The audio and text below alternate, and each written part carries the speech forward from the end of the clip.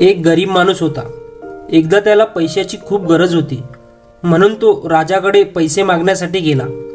पण त्या माणसाने नंतर विचार केला, महाराज आपल्याला पैसे देणार नाही, त्यापेक्षा आपण महाराजांकडे कर्ज मागून पाहू। थोड्या वेळात तो राजांजवळ पोहोचला आणि राजाला म्हणाला, महाराज, मी तुमच्याकडे कर्ज मागायला आलो आहे, कृपा करून मला तुम्ही 5,000 रुपये द्या। मी तुम्हाला ते पैसे 5 महिन्याच्या आत देईल। त्या गरीब माणसाच्या बोलण्यावर विश्वास ठेवून त्याला महाराजांनी 5,000 रुपये दिले। 5 महिने होऊन गेले तरी त्या गरीब माणसाने महाराजांना परत पैसे दिले नाही, म्हणून महाराजांना नाईलाजाने त्याच्या घरी जायला लागले। महाराज त्या गरीब माणसाच्या घरी गेले तेव्हा तो गरीब माणूस घरी नव्हता। जेव्हा पण महाराज त्याच्या घरी जायचे तेव्हा काही ना काही कारण सांगून महाराजांना परत पाठवले जायचे।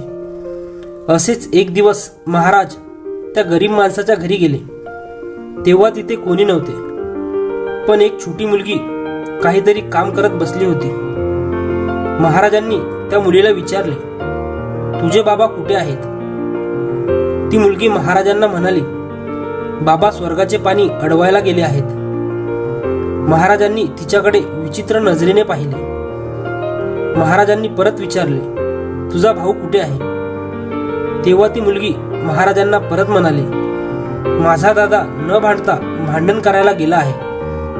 महाराजांना तिचे काहीच बोलणे कळत नव्हते, त्यामुळे महाराजांनी परत विचारले, तुझी आई कुठे आहे? तेव्हा ती मुलगी महाराजांना म्हणाली, माझी आई एकाचे 2 करायला गेली आहे। महाराज तिच्या या बोलण्यावर विचारात पडले, त्यांना खूप राग आला। तेव्हा महाराजांनी तिला रागात विचारले, मग तू काय करत आहेस इथे? तेव्हा ती मुलगी हसून म्हणाली, मी घरात बसून संसार पाहत आहे।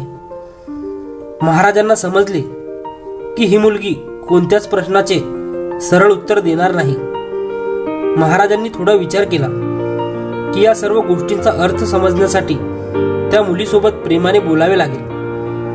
त्यामुळे महाराजांनी चेहऱ्यावर स्मित हास्य आणत खूप प्रेमाने तिला विचारले, बाळा, तू आत्ता माझ्या प्रश्नाचे जे उत्तर दिले आहेत त्या उत्तरांचा अर्थ काय आहे?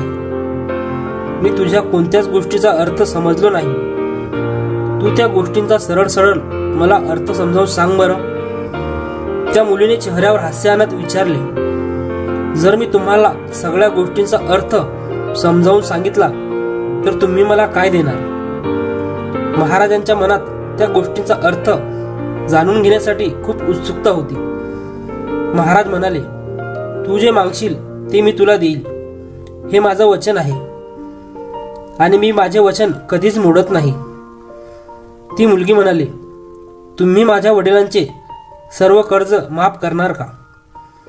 तेव्हाच मी तुम्हाला सगळ्या गोष्टींचा अर्थ समजावून सांगेल। महाराज हसून म्हणाले, ठीक आहे मुली, मी तुझ्या वडिलांचे सगळे कर्ज माफ करेल जर तू मला त्या गोष्टींचा अर्थ समजावून सांगितला तरच। महाराज म्हणाले, आता तरी सगळ्या गोष्टींचा अर्थ सांग मुली। ती मुलगी म्हणाली, आज मी तुम्हाला सगळ्या गोष्टींचा अर्थ समजावून सांगू शकत नाही, कृपा करून तुम्ही उद्या या, तुम्हाला उद्या मी नक्की सांगेन। महाराज दुसऱ्या दिवशी त्या गरीब व्यक्तीच्या घरी परत आले।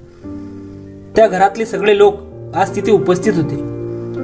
गरीब माणूस, त्याची बायको, मुलगा आणि मुलगी।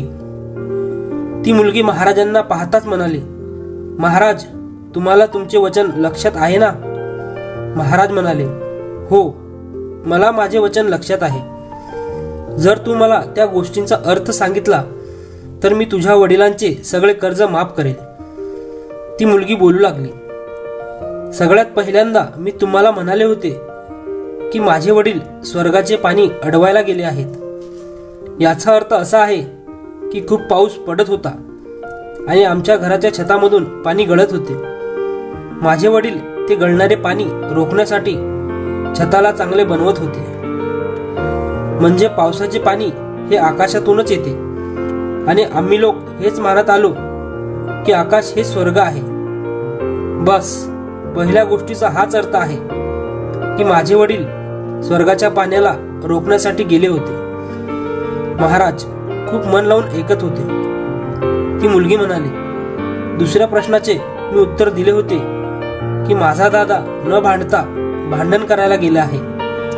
याचा अर्थ असा आहे की माझा दादा बाबलीच्या झाडाचे चुलीसाठी सरपण आणायला गेला होता.